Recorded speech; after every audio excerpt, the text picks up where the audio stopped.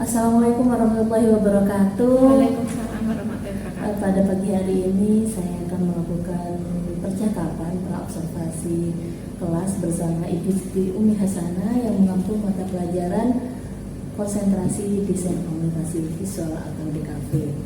Untuk yang pertama Ibu Umi, yang ingin saya tanyakan adalah mengenai tujuan pembelajaran Ibu. Kira-kira tujuan pembelajaran yang ingin dicapai apa Bu? Di sini nanti saya akan mengajarkan di kelas 11 DKV 1, yaitu mata pelajaran konsentrasi DKV. Yang mata pelajarannya fotografi, di mana tujuan pembelajarannya yaitu pengambilan sudut gambar.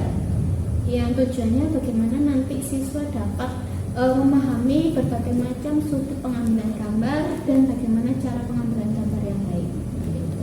Untuk area pengembangan yang hendak dicapai Ibu? Kalau saya ingin area pengembangan yaitu dari pengetahuan, kemudian keterampilan. Setelah itu saya juga ingin mengembangkan area area pengembangan yang hendak dicapai Ibu. Oke, area pengembangan yang saya akan ingin capai pertama pengetahuan. Dari segi dimana nanti siswa dapat memahami, dapat menjelaskan seperti apa pengambilan gambar yang baik, kemudian keterampilannya mereka bisa praktekkan. Serta saya ingin itu area pengembangan yaitu mindfulness nih. Saya mau coba mindfulness, refleksi, terus kemudian sama games atau yang namanya ice breaking seperti itu. Iya. Semoga bisa tercapai nantinya observasi. Lalu terakhir ini Bu Umi, strategi yang dipersiapkan. Strategi yang saya siapkan awalnya yaitu dari segi materi. Nanti ingin saya tampilkan video, kemudian saya juga menampilkan berbagai macam contoh-contoh pengambilan gambar yang baik. Terus kemudian bagaimana saya melihat setiap anak punya potensinya sendiri-sendiri. Nah, mereka nanti mau mengerjakan tugasnya ini dalam bentuk seperti apa. Baik, terima kasih Bu, ini sangat hebat sekali untuk di praobservasi kali ini. Semoga nanti di observasi berjalan dengan lancar dan baik sehingga area serta strateginya bisa dicapai dengan baik pula. Kami akhiri sampai di sini Bu. Terima kasih banyak. Kami akhiri. Wassalamualaikum warahmatullahi wabarakatuh. Waalaikumsalam warahmatullahi wabarakatuh. Assalamualaikum warahmatullahi wabarakatuh. Waalaikumsalam warahmatullahi wabarakatuh. DKV. Kreativitas tanpa batas. Kanan. Baiklah, sekarang silakan ketua kelas pimpin doa ya.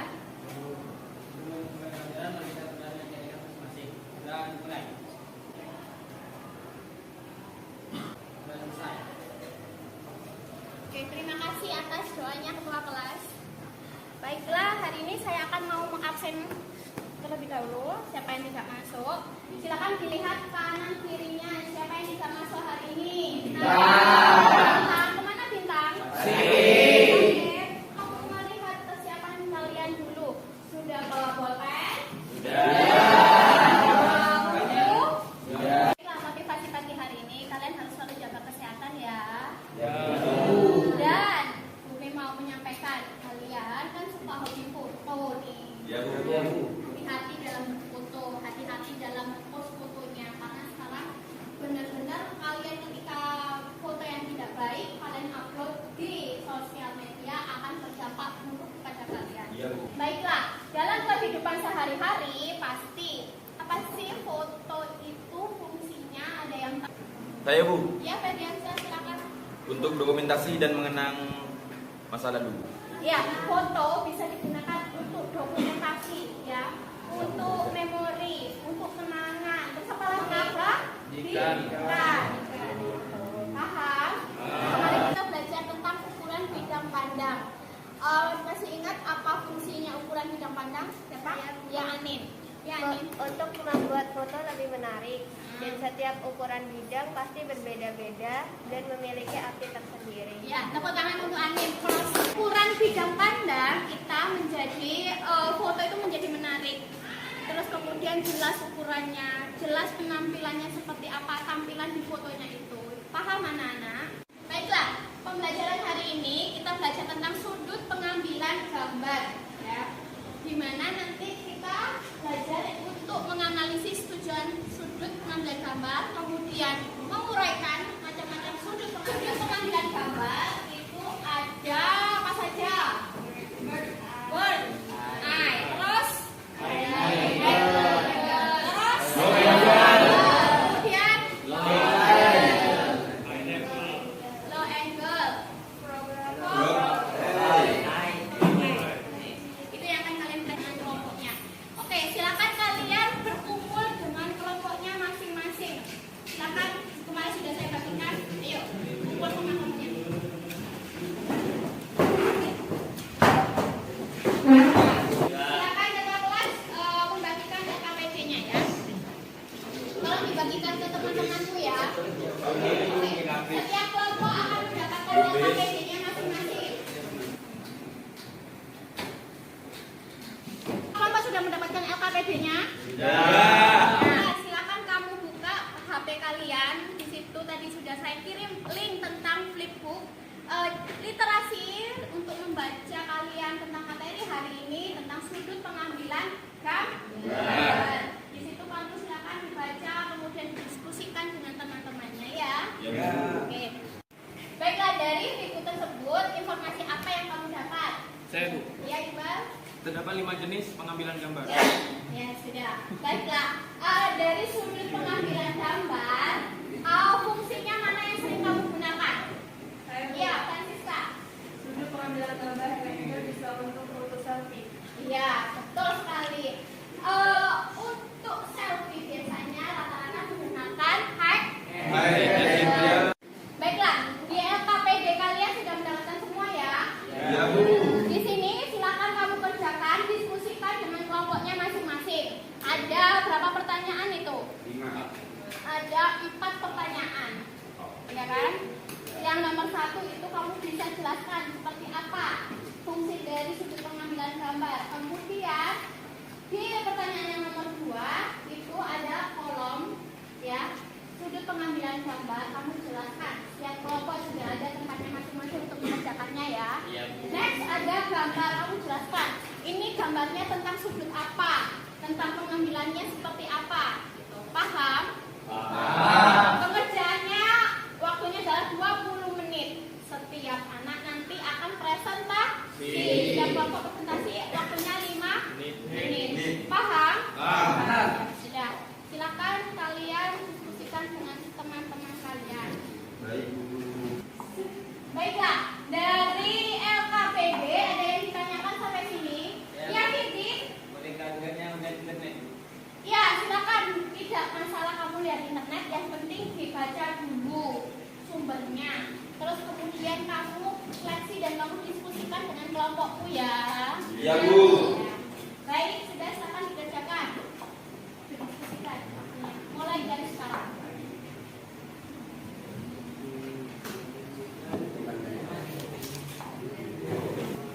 Oke, kelompok 6 ada yang kesulitan? Enggak ya? Boleh.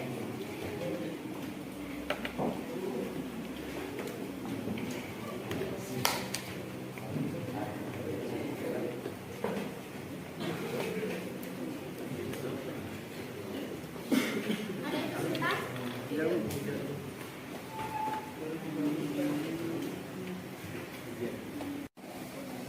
Agung kenapa? Kok lesu? Gak apa-apa. Baiklah, kalau gitu ada teman kalian yang sedang sedih. Mungkin teman yang lainnya sudah mulai mengantuk, bosan. Ayo kita berdiri. Ya. Silakan pegangkan tangan di atas. Nah, Bumi akan menjelaskan SPK-nya. Jika ganjil akan di atas saja, ganjil di atas. Ganjil di atas lo ya. Ya Bu. Harus genap. Di depan. 5 tambah 5. 20 tambah 1. Ayo.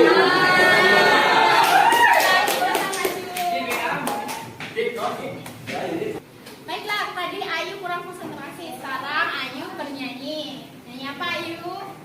potong BBM. Ya, silakan. Potong BBM.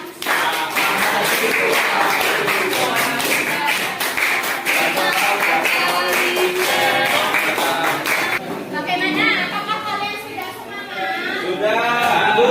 Oke, bisa dilanjutkan lagi kerjaannya? Bisa. Punya 1 menit lagi ya? Ya. Baiklah, sudah selesai semuanya? Sudah. Oke, kelompok 1 siap untuk maju? Ya. Ya, silakan maju kelompok 1. Assalamualaikum warahmatullahi wabarakatuh. Waalaikumsalam. Kami dari kelompok 1, kami di sini akan membahas tentang hasil diskusi. Jawaban nomor 1. Sudut pandang atau angle. Ini menjadi poin utama dalam membuat foto yang menarik. Setiap sudut pasti berbeda-beda dan memiliki arti sendiri. Menentukan sudut pengambilan foto yang dipergunakan untuk pengambilan gambar pasti akan mempengaruhi penilaian untuk melihatnya. Gambar ketiga high angle, gambar keempat level, gambar kelima crop eye. Apakah ada yang ditanyakan? Berikan contoh lainnya untuk sudut pengambilan gambar frog eye angle. Jadi misalnya ada model, nah model itu pakai sepatu yang cantik. Kita bisa menggunakan sudut pandang front eye level. Bagaimana Citra? Ada yang ditanyakan? Tidak, terima kasih. Kami akhiri. Wassalamualaikum warahmatullahi wabarakatuh. Baiklah, tepuk tangan untuk kelompok 1.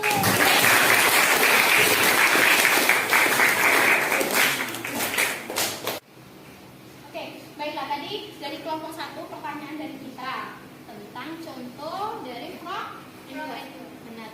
Jadi kelompok 1 bilang bahwa contohnya seorang model menggunakan sepatu.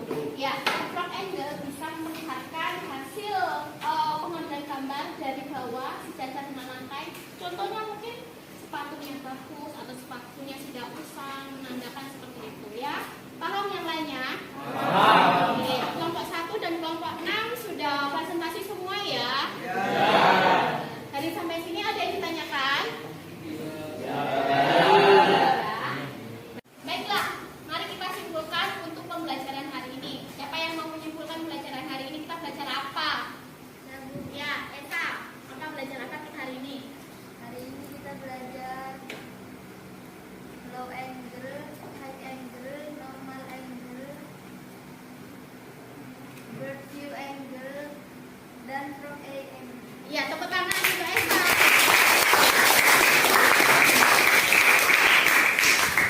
Baiklah, ketua kelas, silakan LKPD teman-temannya, stempel diambil ya.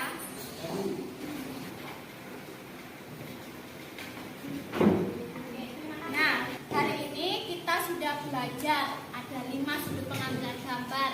Ada high angle, bird, kemudian ada low angle. Ya, semoga kalian pahami benar-benar karena itu nanti akan kalian pelajari ketika kalian di tempat prakterin, apalagi di studio foto ya. Baiklah, Bumi sudah ngirim di grup WA kalian ada Google Form. Silakan kamu kerjakan 5 latihan soal dalam waktu 5 menit. Satu soal itu 1 menit ya. Bisa dikerjakan mulai dari sekarang. Bagaimana? Sudah selesai mengerjakan latihan mandirinya? Oke, baiklah. Untuk pembelajaran selanjutnya kita belajar tentang prinsip desimplifikasi. Nah, prinsip desimplifikasi ini digunakan ke materin percetakan. Baiklah, motivasi untuk pembelajaran hari ini ya, ilmu apapun yang kalian dapatkan harus kalian tetap pelajari. Alhamdulillah pembelajaran hari ini selesai ya. Ya. Silakan ketua kelas pimpin doa. Sebelum mengakhiri pelajaran, mari kita berdoa dengan keyakinan masing-masing. Sudah dimulai. Dan selesai. Selesai pembelajaran hari ini, semoga ilmu yang saya berikan bermanfaat untuk kalian. Amin. Kami akhiri, assalamualaikum warahmatullahi wabarakatuh. Waalaikumsalam warahmatullahi wabarakatuh. Baik, Assalamualaikum warahmatullahi wabarakatuh. Waalaikumsalam warahmatullahi wabarakatuh. Hari ini pada hari Jumat tanggal 9 Maret 2024 kami melaksanakan pendampingan individu 5. Saya CGP sekaligus supervisor dalam PI 5 dan Ibu Ani sebagai pendamping praktik untuk kelas 945 dan rekan saya Ibu Siti Umi Hasanah adalah guru yang kami observasi beberapa hari yang lalu, di mana beberapa hari yang lalu kami sudah melakukan pra-observasi, juga sudah melakukan observasi langsung untuk mapel konsentrasi desain komunikasi dan visual. Dan pada PI 5 pada hari ini kita akan berbincang-bincang mengenai percakapan pasca observasi di kelas, rencana pengembangan diri dan juga refleksi diri latihan coaching. Baik, selamat pagi Ibu Umi. Pagi, Adia. Baik, kita kemarin sudah observasi game mapel konsentrasi di kafe. Nah, menurut Ibu Umi, apa yang bisa Ibu Umi refleksikan dari pembelajaran kemarin? Pembelajaran kemarin jujur waktu saya diobservasi sama Bu Atia, saya grogi nih. Grogi, takut ada melakukan kesalahan ketika pembelajaran, karena kan beda ketika pembelajaran tidak ada yang melihat, ada yang melihat itu berbeda gitu. Terus kemudian ternyata saya sudah enjoy karena sebelum diobservasi itu ada pra-observasi sama Bu Atia. Jadi saya merasa enjoy dan merasa tenang. Kan sudah kemarin sudah pra-observasi dengan Bu Atia, jelas saya lebih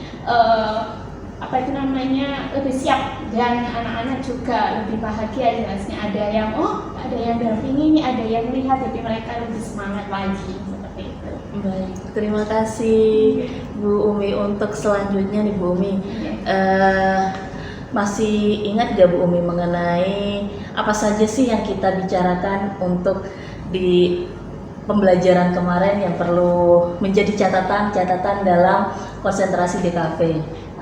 Yang kemarin kita bicarakan itu waktu pra itu bagaimana nanti saya mau mengembangkan seperti apa pembelajarannya, dan kemudian targetnya apa. Nah, ketika pra-observasi itu saya jelaskan dan saya lakukan di kelas, alhamdulillah berjalan lancar. Misalnya saya ingin melakukan pembelajaran berdiferensiasi, gimana konten, kemudian tugasnya anak-anak itu yang berbeda berdasarkan kesenangan mereka. Misalnya kan konsentrasi DKV ini materinya kemarin itu adalah sudut pengambilan gambar. Gimana caranya mereka pengambilan sudut pengambilan gambar dengan berbagai macam produk, berbagai macam objek, dan setiap anak mengekspresikan. Dan alhamdulillah mereka sangat senang. Dan setelah itu sebelum pembelajaran juga mindfulness dulu, melakukan bagaimana anak-anak menerapkan emosi apa yang dibawa di rumah, di sekolah, biar down dan tenang, biar pembelajaran juga nyaman seperti itu. Baik, terima kasih.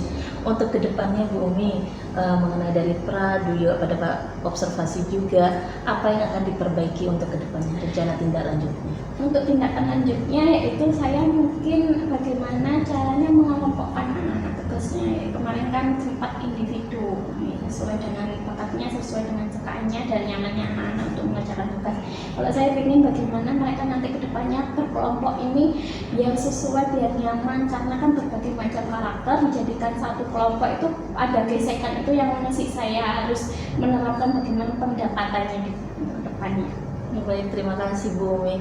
Hebat sekali ya untuk rencana tindak lanjutnya, di mana untuk sudut pengambilan gambar kemarin masih individu, jadi untuk kolaborasi dan komunikasinya anak-anak masih kurang dan akan ditindak lanjut ke depannya, akan membuat kelompok namun tetap bisa mewadahi bakat dan minat siswa. Baik, terima kasih Bu Umi. Untuk selanjutnya ialah rencana pengembangan diri. Nah, di sini untuk aktivitas pengembangan Bu Umi yang ingin dikembangkan yang kemarin apa saja? Aktivitas yang ingin saya kembangkan itu mulai dari pengetahuan, terus kemudian ada keterampilan juga, bagaimana mengkolaborasikannya. Kolaborasi pengetahuan ya Bu Umi. Dan keterampilan itu nanti saya harus bagaimana, itu masih saya kodok saya rencanakan seperti itu. Kalau untuk pengembangan yang lain seperti teknik stopnya atau modulnya udah sempurna? Iya, itu kalau misalnya teknik mindfulnya mau saya lebih bervariasi. Kalau misalnya tekniknya yang kemarin itu saya pakai teknik stop, kalau yang berikutnya saya ingin pakai alat. Nah, jadi misalnya ini saya baru dapat juga misalnya dalam bentuk uang. Nah, uang itu kan berharga bagi anak-anak. Nah, bagaimana uang itu berharga dan anak-anak itu bisa menghargai dirinya sendiri seperti itu. Jadi seperti apa ya, umpama gitu loh. Mereka itu menganggap dirinya juga harus berharga. Oh, ya uang segini aja berharga, berarti aku juga harus berharga seperti itu. Pakai alat berbagai macam seperti itu pengennya. Oh iya, berarti tujuan yang ingin dicapai dari mindfulness menggunakan alat itu adalah agar siswa lebih apa ya, excited gitu ya? Excited, semangat, berpikir ke depannya. Karena kan anak SMK harus berpikir ke depan mereka mau seperti apa gitu loh.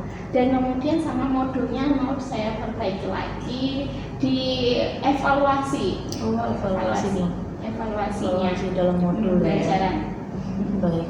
Kalau yang mindfulness, kembali ke mindfulness tadi agar siswa lebih semangat. Nah, bisa dikatakan ini berhasil itu kira-kira ukurannya apa? Ukurannya itu ketika anak-anak mengikuti, mendengarkan, terus kemudian dengan ekspresi wajah yang mereka yang awalnya sedih ataupun lesu jadi semangat, jadi mereka aku harus seperti ini, atau sikap mereka menjadi berubah. Itu yang saya mau. Kalau sampai sikapnya berubah, awalnya dia cuek menjadi peduli, itu sangat luar biasa sekali. Untuk dukungannya Bumi yang dibutuhkan baik itu yang bersifat alat maupun dukungan moral dari rekan sejawat lainnya. Kalau saya dukungan rekan sejawat karena kan butuh yang namanya curhat ataupun konsultasi sama teman, enaknya seperti apa, apalagi teman jurusan. Kita kan kolaborasi, jadi selaras, tidak jalan sendiri-sendiri seperti itu. Baik, kalau untuk alat yang dibutuhkan dalam mindfulness alat itu tadi? Ya, alatnya itu kan misalnya ada uang tadi ya? Kemudian saya ada botol, ada korek api, jadi macam ada kain gitu. Kain kan memang kuat, nah bagaimana mereka karakternya menjadi kuat seperti kain itu. Kira-kira kapan waktunya akan diterapkan? Mungkin minggu depan, jadi step by step gitu. Nanti saya coba ini. Semester ini ya? Iya, semester ini. Baik, untuk evaluasi dalam modul tadi, tujuan apa sih yang pengen Bu Umi capai? Tujuannya saya ingin membangun karakter anak-anak itu. Tapi melalui evaluasi? Iya, evaluasi, terus kemudian pengetahuannya mereka bagaimana ketika pembelajaran ini menggunakan bidang transaksi sama tidak, apakah merasa tidak seperti itu. Ini evaluasinya Bu Umi bisa, oh ini udah berhasil, ini udah puas. Itu kira-kira ukurannya seperti apa Bu? Ukurannya saya nanti juga lihat nilainya anak-anak yang awalnya anak-anak yang nilainya di bawah KKM bisa menjadi KKM, itu kan sudah luar biasa. Terus pengumpulan tugas tepat waktu itu aja sudah luar biasa anak-anak sekarang. Dukungan tetap ya Bu Umi dari rekan sejawat juga. Rekan sejawat, terus kemudian ya suasana kelas. Kira-kira sama untuk minggu depan juga untuk waktu pelaksanaannya? Waalaikumsalam warahmatullahi wabarakatuh. Dengan Bu Umi, ya, rekan sejawatnya Bu Adianto. Boleh tahu Bu Umi ngajar mata pelajaran? Saya mata pelajaran konsentrasi DKV di jurusan DKV sama di PSPT itu di informatika. Beda dengan jurusannya Bu Adianto. Sama, saya itu dua jurusan di sini, di DKV, di sini konsentrasi DKV, terus saya komunikasi visual, terus kemudian sama di BCR broadcasting. Jadi dua jurusan. Dua ya? Iya, saya dua ini. Dua, alhamdulillah. Tapi luar biasa nih, kayaknya sudah bisa menguasai bagaimana teknik pembelajaran menggunakan pembelajaran diferensiasi dan saya melihat dari pembicaraannya. Ya, sebenarnya perkenalkan, saya Bu Ani Fida, saya PP dari Bu Atia. Saya sudah bersama Ibu Atia selama kurang lebih 6 bulan, 7 bulan ya Bu Atia ya? 6 bulan ya? 6 bulan ya. Dan Bu Atia juga JGP saya yang katanya, kursusnya saya kursus katanya gitu ya. Saya tapi enggak lah, pasti semua itu kan proses ya. Jadi enggak ada yang terbaik dan yang terjelek di guru penggerak itu tidak ada, jawaban kita pun tidak ada yang salah, tidak ada yang benar Ibu Atia ya. Jadi ya sesuai dengan pemahaman kita tulis aja di situ. Nah, pada kesempatan ini waktu sebelum observasi di kelas Bu Atia dengan Bu Umi pasti ada tadi pra observasi ya. Di situ pasti Bu Atia sudah menanyakan apa tujuannya nanti kalau observasi di kelas, sudah ada maksudnya tujuannya akan dicapai ya. Kemudian ada tindakan observasi. Kemudian disitulah Bu Umi sudah melakukan pembelajaran di kelas. Kemudian sekarang ini pasca observasi. Pasca observasi kenapa harus didampingi dengan saya? Karena saya sekarang di sini sebagai observer. Jadi saya melihat tadi Bu Atia sudah melakukan pasca observasi dengan teknik kucing, kemudian juga dengan pertanyaan-pertanyaan terbuka. Akhirnya nanti tadi Bu Umi juga menjelaskan panjang lebar. Sampai Bu Umi tahu merefleksikan diri, rencana tindak lanjut yang akan dilakukan, gitu ya.